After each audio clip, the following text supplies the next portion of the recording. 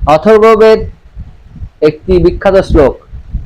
ब्रह्मचर्येण कन्या युवानं विन्दते पतिम्।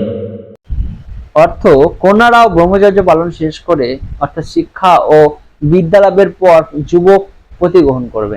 প্রাচীন হিন্দু জীবন ব্যবস্থায় মানুষের জীবনকে 100 বছর ধরে 4 ভাগে ভাগ করা হয়েছিল: চতুরাশ্রম, ব্রহ্মচর্য, গার্হস্থ্য, বানপ্রস্থ ও সন্ন্যাস।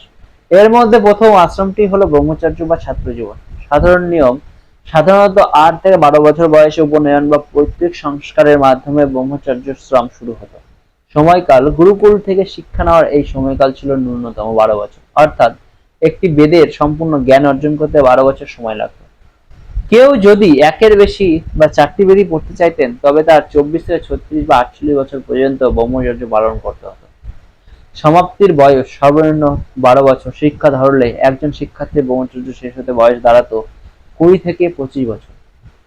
এই নিয়ম ছাত্র এবং ছাত্রী, যাদের ব্রহ্মবাদিনী বলা হতো, উভয়ের জন্যই প্রযোজ্য ছিল।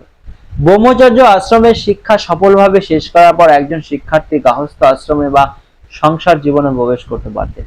সমাবর্তন বা স্নান: গুরুকুলের শিক্ষা শেষ হলে গুরু শিষ্যকে একটি শেষ স্নান করাতেন, যাকে বলা হতো সমাবর্তন স্নান, আজকের যুগের যে কনভোকেশন বা গ্র্যাজুয়েশনের মতো। তারপর সেই শিক্ষার্থীকে বলা হতো স্নাতক।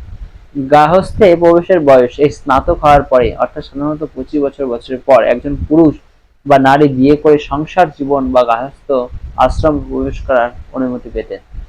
সংক্ষেপে বলতে গেলে মূল বৈদিক শাস্ত্র অনুযায়ী 25 বছর বয়স পর্যন্ত শিক্ষা ও চরিত্র গঠন করা ছিল বাধ্যতামূলক, এবং তারপরেই সমাজে সম্মানজনকভাবে বিয়ে করে সংসারী হওয়ার নিয়ম ছিল।